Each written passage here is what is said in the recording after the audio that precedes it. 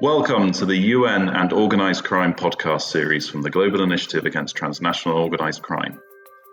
As multilateralism itself comes under intense pressure, and as transnational organized crime continues to succeed, expand, and diversify, we'll analyze the UN responses to the issue with some of the world's leading experts as we try to unpack diplomatic discussions, policy developments, and program implementation.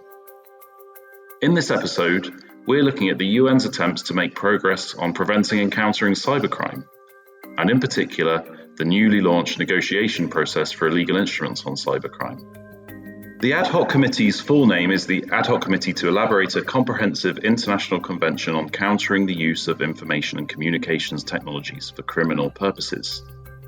This long and confusing name itself is a product of negotiations, and is an indicator of the lack of consensus among UN member states on the issues that they're discussing. The title has no mention of cybercrime, for example. UN member states have long been divided on the issue of whether a new legal instrument is even required, with Russia and other countries such as China, India, Brazil, and South Africa long advocating for a new legal instrument. In opposition, Western countries and others, who have already signed up to the Council of Europe Budapest Convention, have been opposed to the concept of a new instrument. Following years of political impasse, the United Nations General Assembly passed a resolution in 2019 kicking off this process. Importantly, the resolution tabled by the Russian Federation did not reach consensus, so had to be passed by a vote.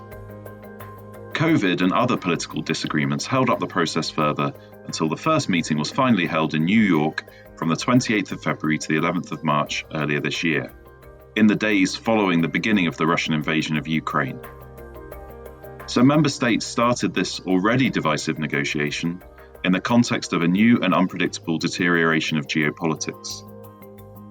Despite the differences on substance and the context of geopolitical tensions, the committee adopted a roadmap to advance the negotiations.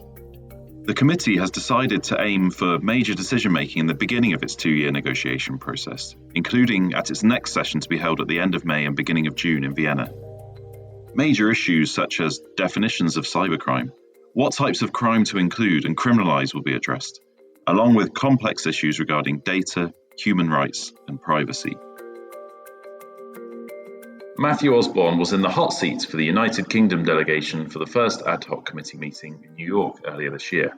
He's an official at the Foreign and Commonwealth and Development Office Cyber Policy Department based in London. Matthew, welcome to the UN and Organised Crime podcast. Thanks for having me, Ian.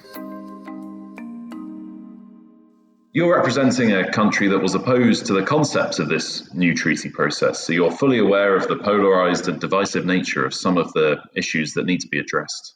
And some of those hurdles that member states will face in the negotiation in order to achieve consensus were already apparent in that first session earlier this year. And this was exacerbated due to the current geopolitical scenario. Can you give us your first impressions of how the first meeting unfolded? So I think on balance, our impressions of how the first meeting unfolded were relatively positive. I think that's partly as a result of coming in with quite modest expectations.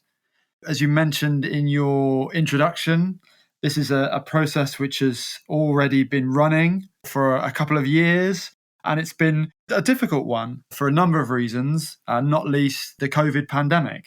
So we kind of came into the first meeting with relatively modest expectations, and I think that those were largely met. We were able to reach agreement on a couple of important areas. The work plan, as you also mentioned, which kind of sets us up for the negotiations over the next couple of years. We know what we'll be discussing when, how we're going to develop the treaty, things like that. And then we also agreed on the structure of the new convention at the level of chapter headings. And that's important because obviously it gives us a skeleton to build the treaty from. So I think, taking everything into account, it was a good first session, and it's laid some useful foundations for the coming sessions. Thank you, Matthew.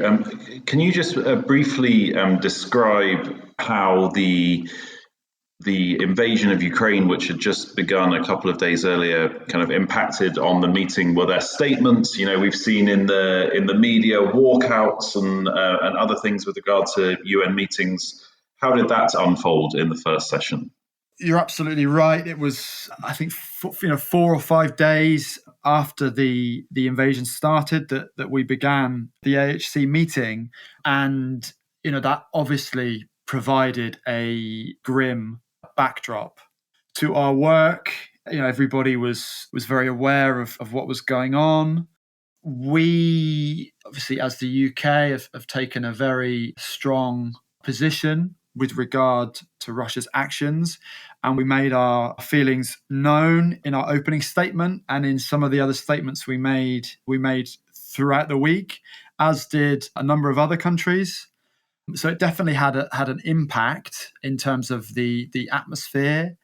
In terms of the substance, we took the view that this, whilst cyber incidents clearly are and have been a part of the conflict, we see the treaty as a criminal justice measure. Russia's invasion of Ukraine, it's not, in terms of the substance, it's not something that we would directly be discussing in the course of the negotiations. Although we touch on obviously cyber and sovereignty and human rights and things like that. This process isn't about state behavior in cyberspace in the way that some other UN processes are. And so, we took the view that we were able to continue with this process, which is a multilateral process and one that's supported by a large number of states. We would continue with the process, but I think, from our perspective, it's very difficult to see Russia as a credible negotiating partner when we are discussing issues like sovereignty, human rights. We are attempting to negotiate a legally binding international instrument. So, how can we do that with Russia in good faith when, by its actions in Ukraine, it's clearly demonstrating that it only abides by international agreements when it feels that it's in its interest to do so. So, I think undoubtedly, it had an impact, and it will continue to have an impact, I think, on this process. Thank you. And clearly, the invasion and the political fallout will continue to shape all multilateral processes to some extent over the coming years. But you've laid out exactly how it affected the first meeting and, what you're expecting for the future meetings. And, it doesn't help with regard to the search for consensus on these issues. So despite all of this, you mentioned that there were some areas of relative agreement in the first meeting. Could you kind of briefly spell out in a bit more detail what they were and what was agreed for the process moving forward? So we had specific agreement on those two products. Beyond that, we spent some time discussing the scope and objectives for the new treaty. The chair attempted to agree a kind of provisional document setting out the scope and the objectives. But after several rounds of discussion, we weren't able to reach consensus on that. And there are various sticking points. But I think it was still a useful exercise. We were able to hear from different states and stakeholders as well, and to get a better sense of where people's priorities lie and where we might be able to find common ground, and also where it's going to be more difficult to do so. In terms of those areas where it does seem easier, shall we say, to find common ground, I think that there was a lot of agreement around the scale of the challenge we're facing, the need to do more. I know that some stakeholders don't see the need necessarily for a new treaty, but I think most people agree that this is a growing problem, cybercrime, and we need to do more to deal with it. Beyond that, one of the biggest questions is around the offences. What do we criminalise? And there are clearly a range of views there. But I think most states agree that there are a set of core cybercrimes that we can start with, the so-called cyber-dependent crimes. I think everybody agrees that those should form part of the convention. What you add to that, what we add to that, I think that's, I said, one of the areas that's going to be up for discussion. There's a lot of agreement around capacity building, the need for more capacity building, the need for more international cooperation. We agreed within the structure for the new treaty, we agreed that there should be a chapter on prevention. So at the general level, at the kind of level of chapter headings, if you like, there is a good deal of agreement that these should be the areas that we're looking at. But, the devil's going to be in the detail. And when we get into the detail, I think that's when we'll start to see divergent views. Okay, and what do you think will be the most pressing areas of disagreement in the next meeting, for example? I mean, do you think it will be around sovereignty, human rights? What do you expect?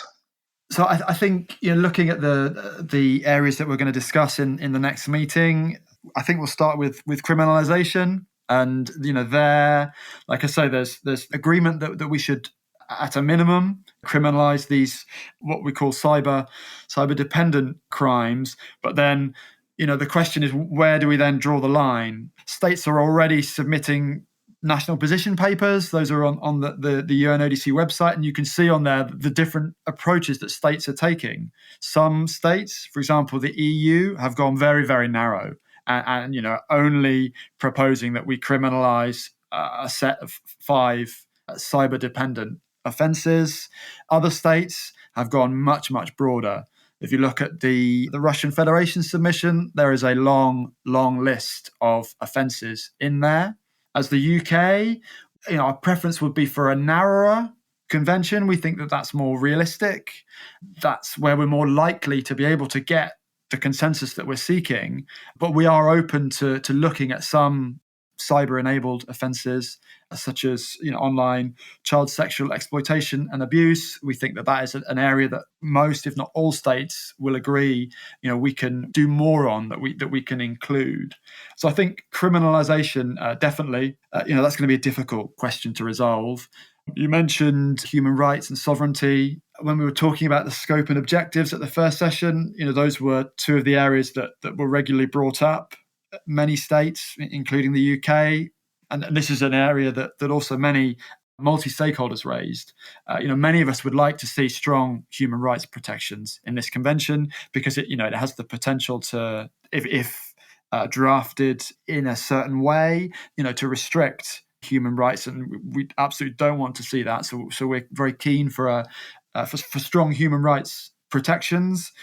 Other states argue that this isn't a human rights instrument, that we don't need necessarily such protections. So that's clearly going to be another area of discussion. And then on sovereignty, in the discussions, sometimes the 2 were linked. Human rights on the one hand, sovereignty on the other hand. I'm not sure that that's necessarily a helpful way forward. We know that some states want references to sovereignty in the convention.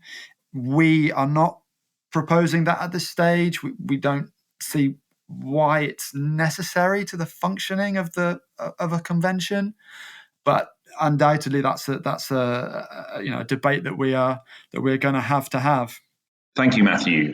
Clearly, from everything you've explained, you've got your work cut out ahead of the next session, which is at the end of May, beginning of June. And good luck to you and all the other diplomats that will be attempting to make progress in that next meeting.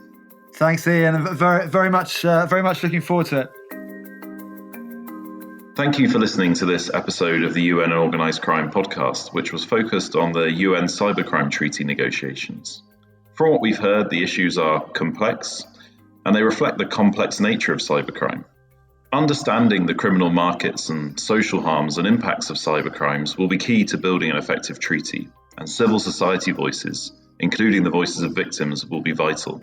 As a civil society-produced podcast series, we hope that this podcast will bring this process to a wider audience and encourage debate and engagement between member states, civil society, private sector, academia, and others. You can subscribe to the UN Organized Crime on Apple Podcasts, Google Podcasts, Spotify, or wherever you get your podcast series. You can find more information on globalinitiative.net.